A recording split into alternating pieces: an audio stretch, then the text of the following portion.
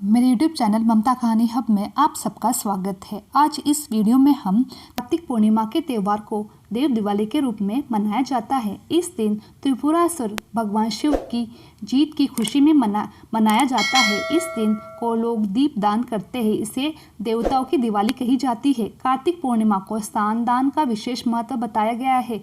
देव दिवाली का खास संबंध काशी से है। इस दिन काशी बनारस के घाट में दीप दान किया जाता है।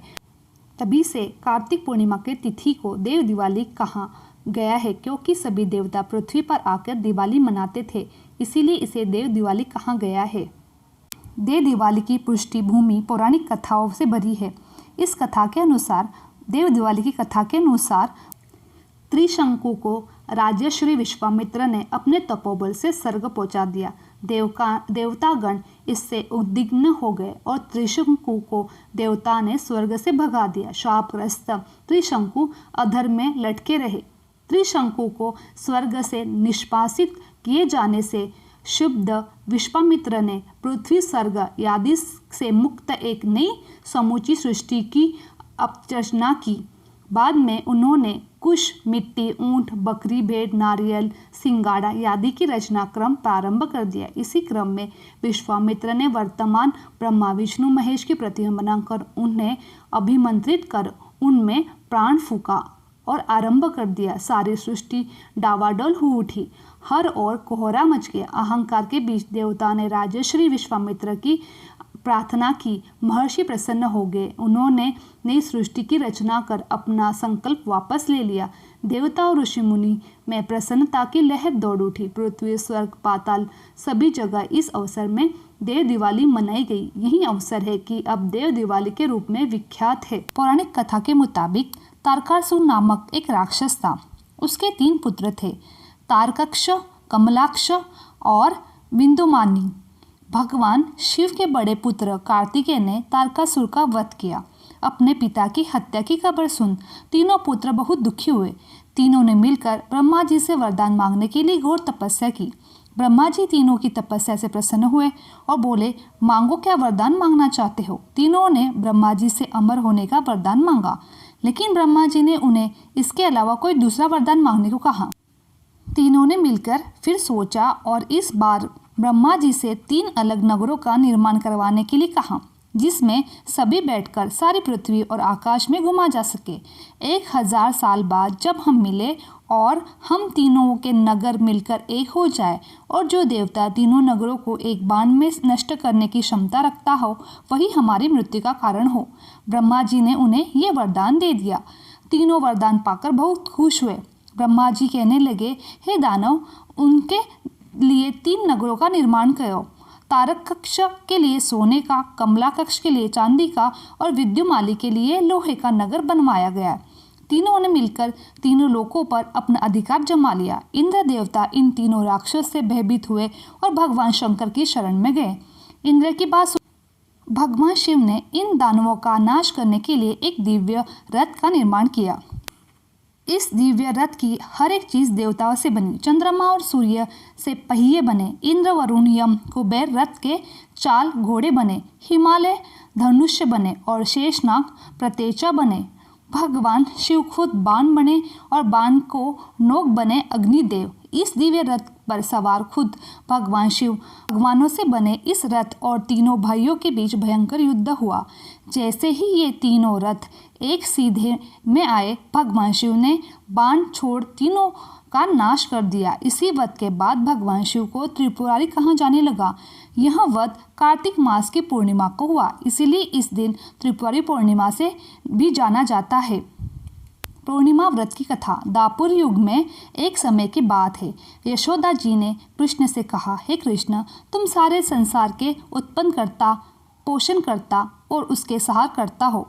आज कोई ऐसा व्रत मुझसे कहो जिसके कारण मृत्यु लोक में स्त्रियों को विधवा होने का भय न रहे तथा यह व्रत सभी मनुष्यों की मनोकामना पूर्ण करने वाला हो।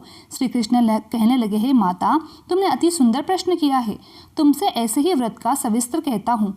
सौभाग्य की प्राप्ति के लिए स्त्रियों को 32 पूर्णिमासी का व्रत करना चाहिए। इस व्रत को करने से स्त्रियों को सौभाग्य की प्राप्ति होती है।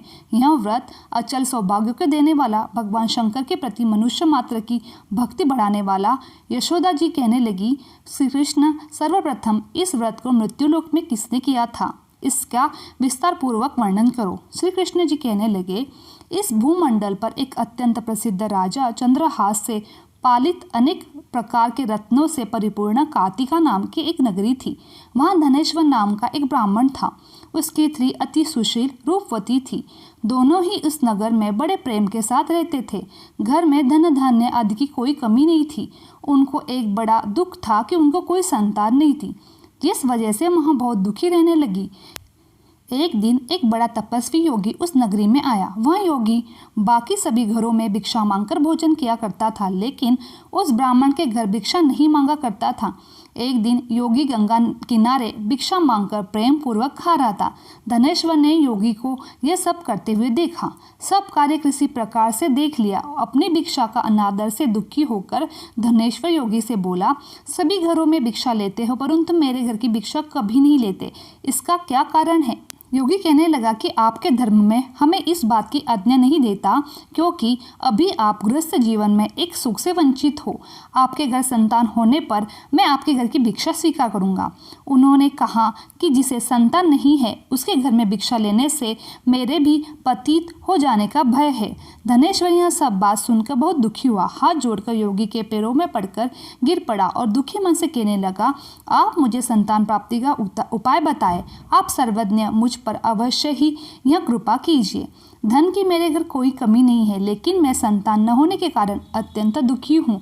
आप मेरे इस दुख को हरण कीजिए। यह सुनकर योगी कहने लगे कि तुम चंडी की आराधना करो। घर पहुंचकर उन्होंने यह सारी बात अपनी पत्नी को बताई और खुद वन में चला गया। वन में पहुंचकर उसने चंडी की आराधना की उपासना की। चंडी ने 16 दिन उसको सपने में दर्शन दिए और कहा कि हे धनेश्वर, जा तेरे पुत्र होगा।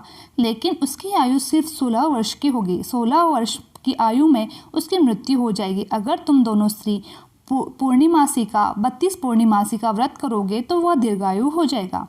जितनी तुम्हारी सामर्थ्य हो उतने आचे के दिए जलाकर शिव जी का पूजन करना, लेकिन पूर्णिमासी 32 ही होनी चाहिए। सुबह होते ही तुम्हें इस स्थान के पास एक आम का पेड़ दिखाई देगा। उस पर चढ़कर एक फल तोड़कर अपने घर ले जाना। अपनी स्त्री को इसके बारे में बताना। सुबह स्नान होने के बाद वहाँ स्वच्छ वस्त्र धारण कर शिव जी का ध्यान करके उस फल को खा लेना।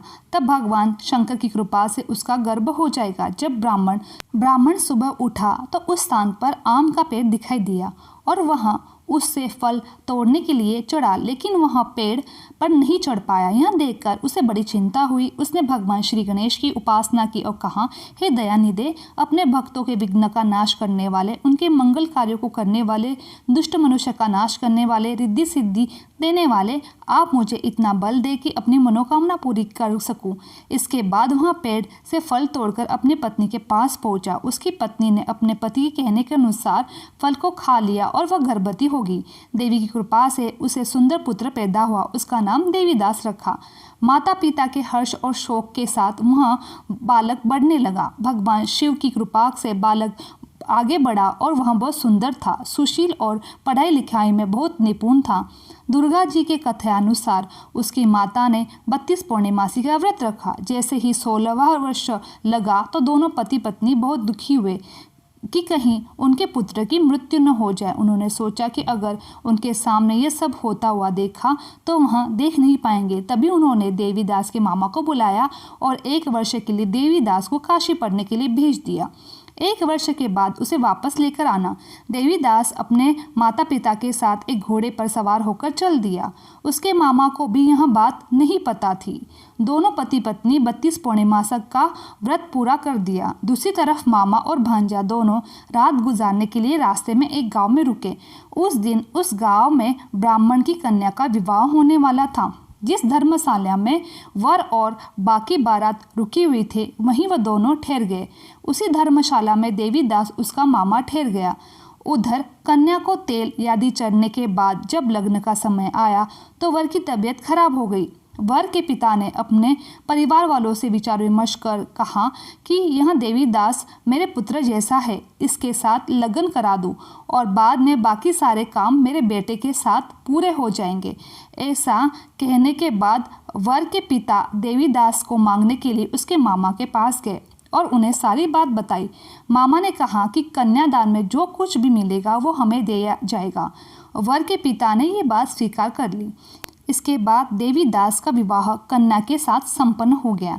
इसके बाद वह अपने पत्नी के साथ भोजन न कर सका और मन में विचार करने लगा कि न जाने यह किसकी पत्नी होगी। यह सोचकर उसकी आंखों में से आंसू आ गए। तब वधू ने पूछा कि क्या बात है, आप उदास क्यों हैं? तब उसने सारी बातें पत्नी को बता दी। तब कन्या कहने लगी, यह ब्रह्म विवाद के विपरीत है। आप मेरे ही पति हो, मैं आपकी पत्नी हूँ, किसी अन्य की नहीं। तब देवीदास ने कहा, ऐसा मत करिए क्योंकि मेरी आयु बहुत कम है, मेरे बाद आपका क्या होगा? लेकिन उसकी पत्नी नहीं मानी, बोली, स्वामी आप भोजन कीजिए। दोनों रात में सोने के लिए चले गए। सुबह देवीदास ने पत्नी को 4 नगों से जड़ी एक अंगूठी दी और एक रुमाल दिया और बोला कि हे प्रिय, इसे लो और संकेत समझकर स्थिर चित्त हो जाओ। मेरे मरण और जीवन जानने के लिए एक पुष्प वाटिका बना लो, उसमें सुगंधित वाले एक नवमल्लिका लगा लो, उसको प्रतिदिन जल सींचा करो, आनंद के साथ खेलो कूदो। जिस समय और जिस दिन मेरा प्राण चले जाएंगे उस दिन यह फूल सूख जाएंगे। जब यह फिर से हरे भरे हो जाएंगे तो जान लेना मैं जीवित हूँ। यह समझाकर वह वहाँ से चला गया। इसके बाद जब वर और बाकी बारात मंडप में आए तो कन्या ने उसे देखकर कहा कि ये मेरा पति नहीं है, मेरे पति वह हैं जिसके साथ मेरा रात में विवाह हुआ था।